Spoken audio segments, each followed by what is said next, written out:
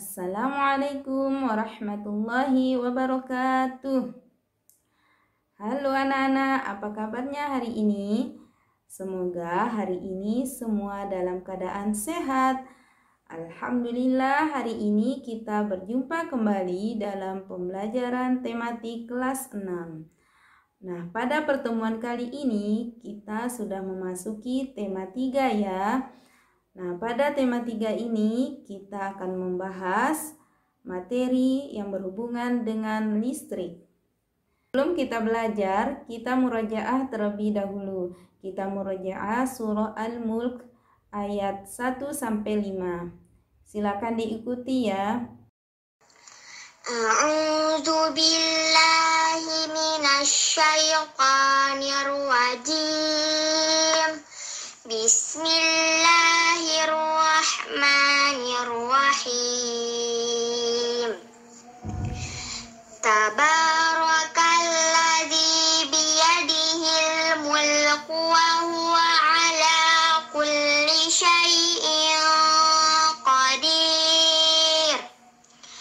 Alladzi khalaqal mauta wal hayata liyabluwakum ayyukum ahsanu amala wa huwal azizul ghafur.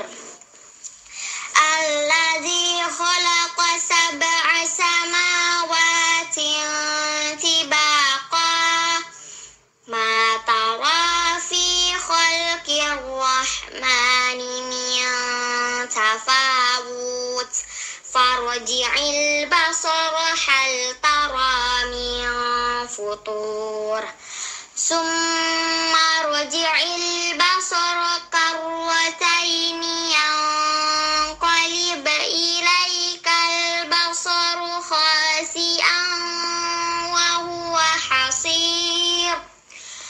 Walaqad zayyana as-samaa'a ad-dunya bimasabiha wa ja'alnaha rujuman lisyayatin wa a'tadna lahum 'adzabas sa'ir. Pembelajaran tematik kelas 6. Tema 3, subtema 1, muatan pelajaran IPA dan Bahasa Indonesia. Perhatikan lampu tersebut. Ada yang tahu kenapa ya lampunya bisa menyala? Ya, benar, lampu bisa menyala karena ada arus listrik.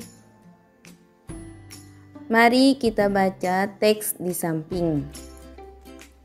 Informasi apa yang dapat kita peroleh dari teks tersebut? Informasi penting dapat dicari dengan membaca secara intensif serta menggunakan kata tanya apa, siapa, bagaimana, mengapa, dan kapan. Fungsi kata tanya sudah kita pelajari pada tema 2 ya. Ada yang masih ingat apa fungsi dari kata tanya tersebut? Ya, kata tanya apa digunakan untuk menanyakan benda. Kata tanya siapa digunakan untuk menanyakan orang. Kata tanya bagaimana digunakan untuk menanyakan cara.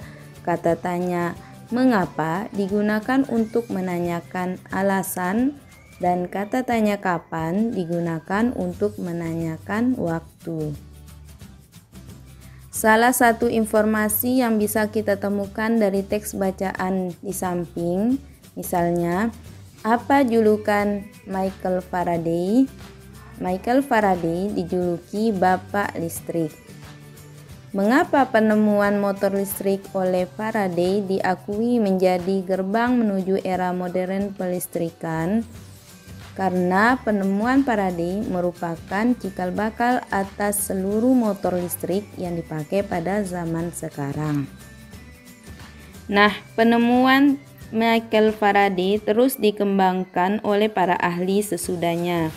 Nikola Tesla misalnya adalah seorang yang pertama kali membangun pembangkit listrik tenaga air atau PLTA sehingga listrik dapat menerangi penduduk dunia.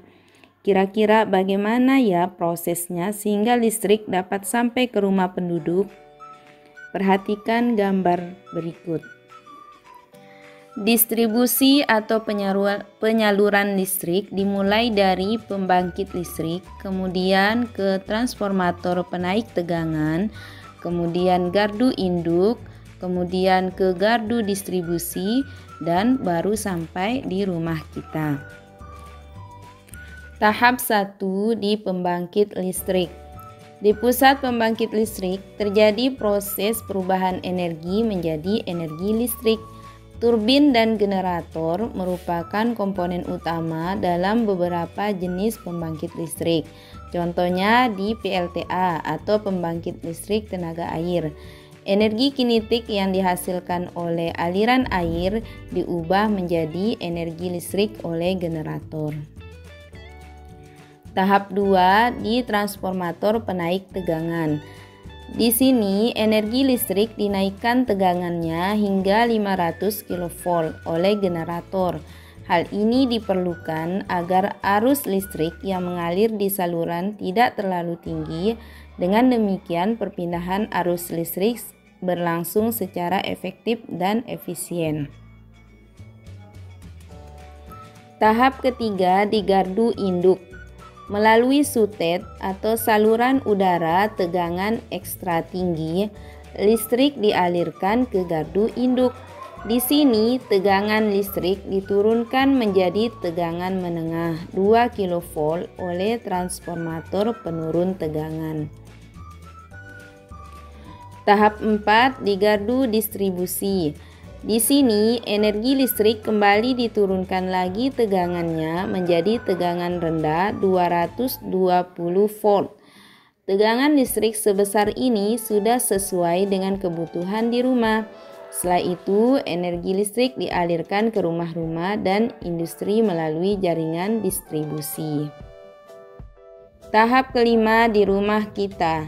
Nah, energi listrik sudah sampai di rumah. Kita dapat memanfaatkannya untuk menonton TV, mendinginkan lemari es, menyetrika, penerangan ruangan, dan lain-lain. Perjalanan yang panjang dan tentunya membutuhkan biaya yang juga besar.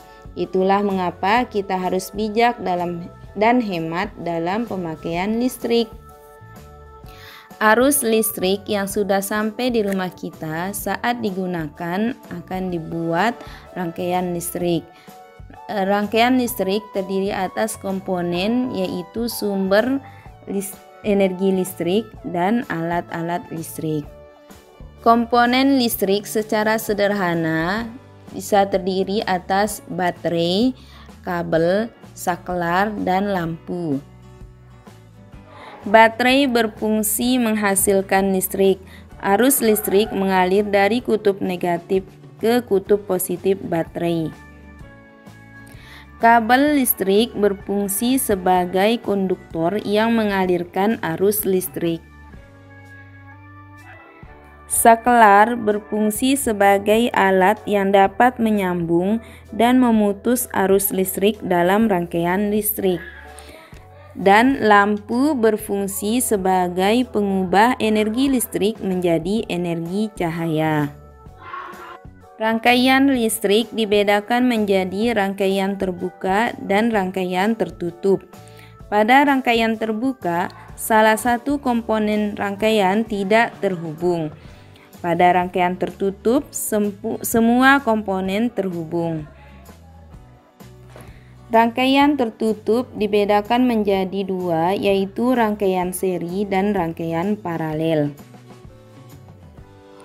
Rangkaian seri memiliki ciri-ciri yaitu pertama, rangkaian listrik dipasang secara berurutan atau seri dan tidak bercabang. 2. Jika salah satu lampu padam, lampu yang lainnya ikut padam karena aliran listrik terputus. Selain itu, rangkaian seri juga tidak banyak membutuhkan kabel dan rangkaiannya lebih sederhana dan lebih mudah. Contoh peralatan yang menggunakan rangkaian seri adalah senter. Sedangkan ciri rangkaian paralel adalah: pertama, rangkaian listrik dipasang bercabang. 2. Jika salah satu lampu padam, lampu lainnya tetap menyala. Setiap lampu mendapat tegangan yang sama sehingga terang semua lampu juga sama.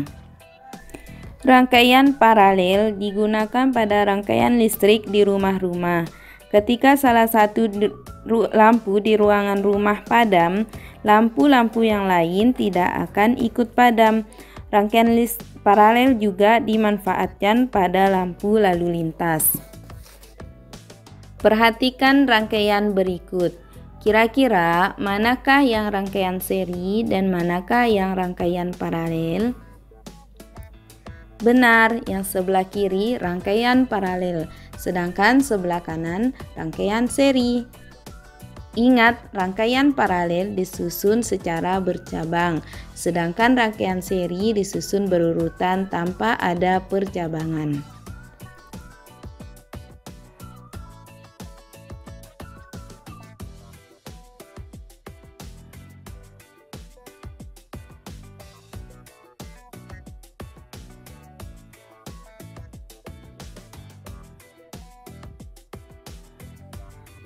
Baik anak-anak, demikian pembelajaran kita pada hari ini.